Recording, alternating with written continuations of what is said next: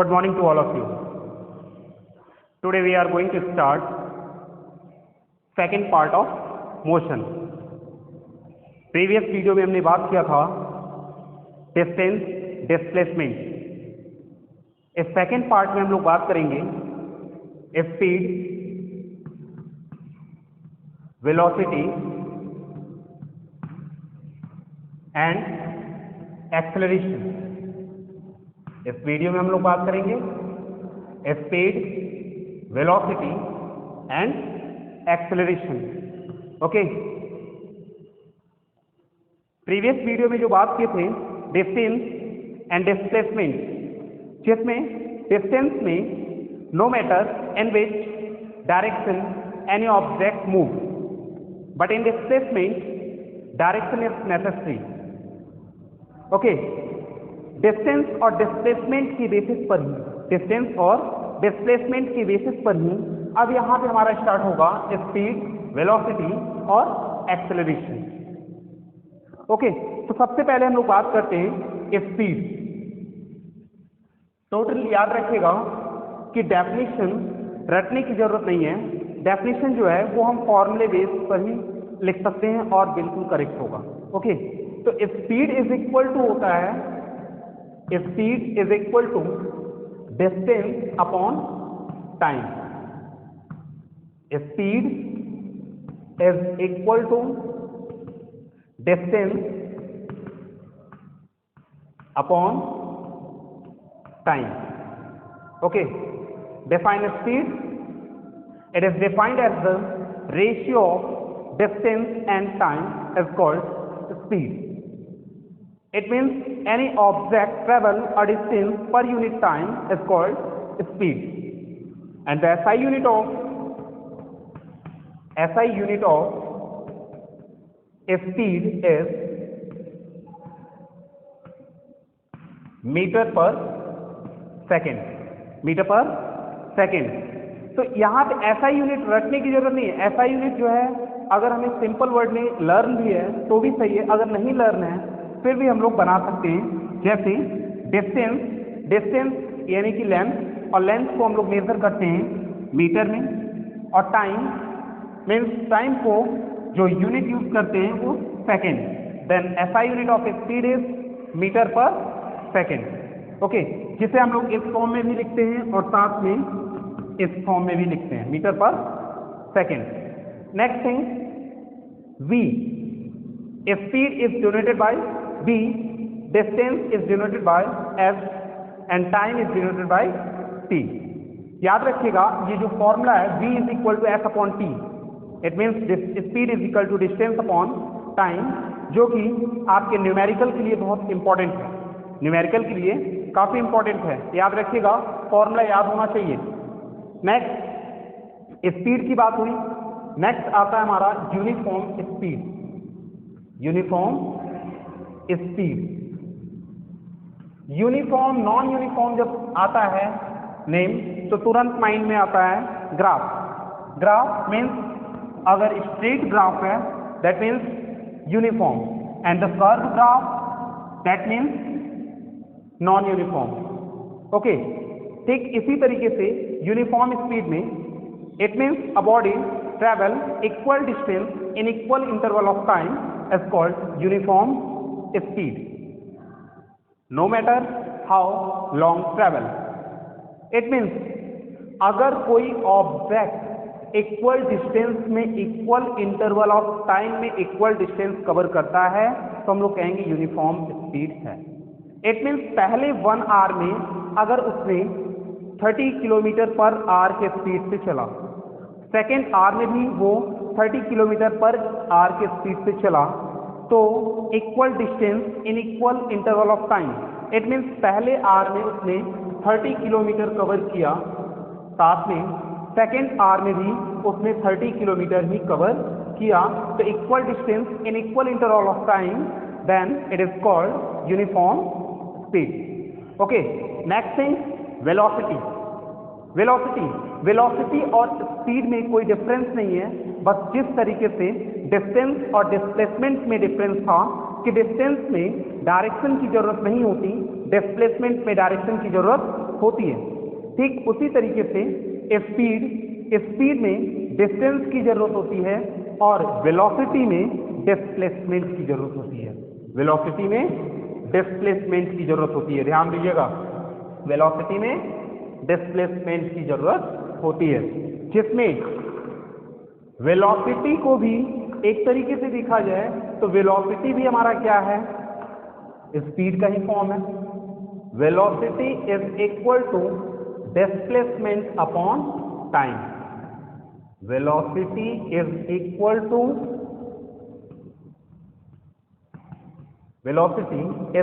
To displacement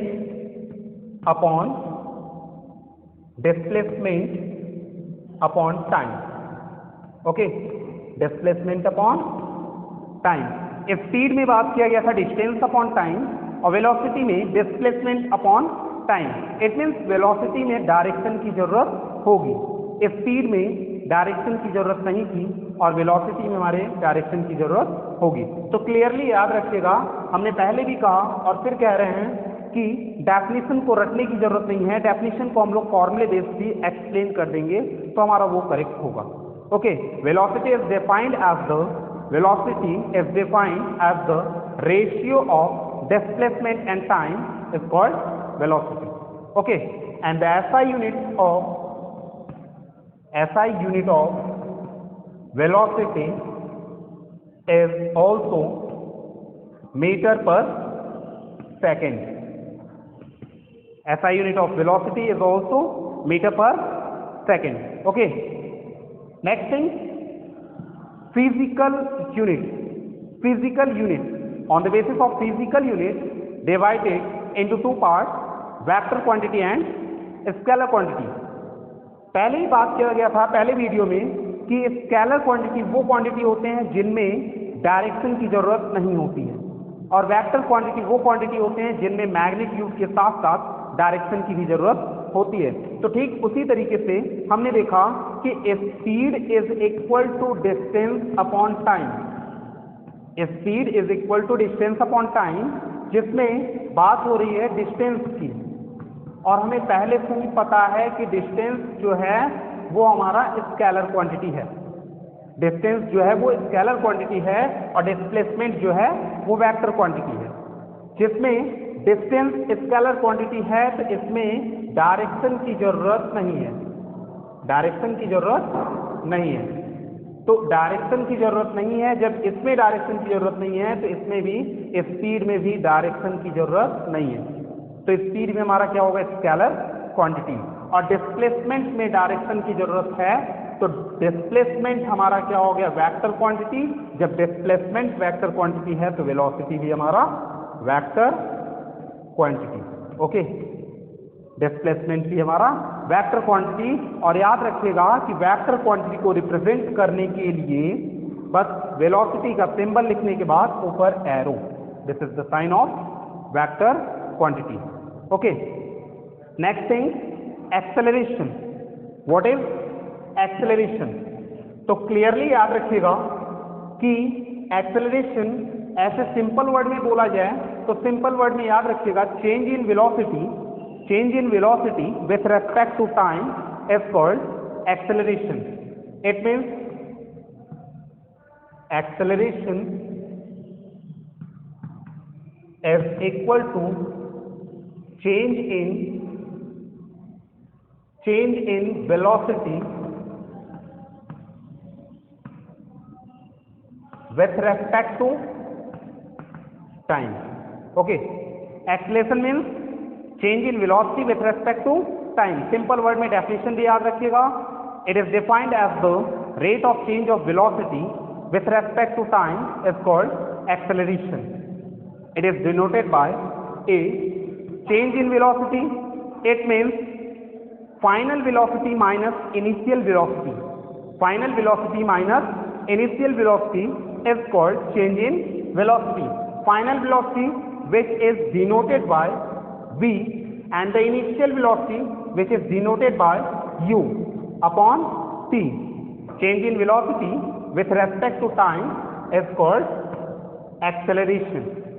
Okay, change in velocity with respect to time.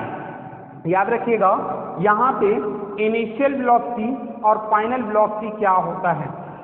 Simple word में यहाँ पे इसलिए बताया जा रहा है, और इनिशियल वेलोसिटी और फाइनल वेलोसिटी क्या होता है इसलिए बताया जा रहा है क्योंकि ये आपका स्टार्टिंग है और यहाँ पे ये चीजें आपको पता रहेंगी तो आगे न्यूमेरिकल में आपको प्रॉब्लम नहीं आएंगी। ओके, तो initial velocity, velocity means speed is also a type of speed. Then starting, जिस स्पीड में हम स्टार्ट कर रहे हैं, जिस स्पीड में हम स्टार्टिंग में चल रहे हैं उस स्पीड को हम लोग कहते हैं इनिशियल वेलोसिटी। और जिस वेलोसिटी को हमने एंड किया, जिस वेलोसिटी में हमने स्टॉप किया, वो वेलोसिटी हमारा होगा final velocity. Okay, initial velocity and final velocity. याद रखिएगा अगर हम रेस में हैं, if we in a race, then initial velocity is always 0। जब रेस्ट से जब हम स्टार्ट करेंगे, कोई भी अगर ट्रैवलिंग करना हम लोग रेस्ट से स्टार्ट करते हैं तो हमेशा याद रखिएगा कि फाइनल इनिशियल वेलोसिटी जो होगा वो 0 होगा। और अगर हम लोग जिस चीज से ट्रैवल कर रहे हैं उसको अगर स्टॉप कर देते हैं, अगर उसे हम स्टॉप कर देते हैं तो वो फाइनल वेलोसिटी हमेशा 0 होगा। याद रखिएगा, ये चीजें माइंड में रखिएगा क्योंकि न्यूमेरिकल्स में आपको ये नहीं कहा जाएगा कि इनिशियल वेलोसिटी इज 0 और फाइनल वेलोसिटी इज 0। वहां पे आपको क्लियर वर्ड में ये कहा जाएगा कि an a body is travelling from rest, rest से ट्रैवल कर रहा है। तो जब रेस्ट से ट्रैवल कर रहा है तो इनिशियल वेलोसिटी 0। ओके, और ये कहा गया कि started from this point and stop from this point, stop हो गया, रेस्ट में आ गया, तो वहां पे फाइनल वेलोसिटी हमारा क्या होगा 0। Okay, clear. Next thing, acceleration के साथ साथ रिटार्डेशन होता है। एक्सेलरेशन का जस्ट अपोजिट रिटार्डेशन। एक्सेलरेशन क्या हुआ, बाइक में एक्सेलरेटर होता है, एक्सेलरेटर को हम लोग इंक्रीज करते हैं तो वेलोसिटी हमारी बढ़ती है। और रिटार्डेशन क्या होगा, जब एक्सेलरेटर को हम लोग डाउन करते हैं तो वेलोसिटी हमारी डाउन होगी। याद रखिएगा रिटार्डेशन हमेशा नेगेटिव में आता है, लेकिन एज रिटार्डेशन जब हम लोग यूज करेंगे उसमें जो एक्सेलरेशन निकलेगा वो हमारा नेगेटिव में निकलेगा, जैसे कि 3 मीटर पर सेकेंड स्क्वायर। तो ये अगर हमारा निकल गया कि acceleration is equal to -3, it means minus sign denote retardation. तो रिटार्डेशन माइनस साइन हमें दिखाता है कि जो एक्सेलरेशन है वो इस समय क्या हो रहा है, रिटार्डेड हो रहा है, यानी कि वेलोसिटी कम हो रही है। ओके, क्लियर है। Acceleration and retardation.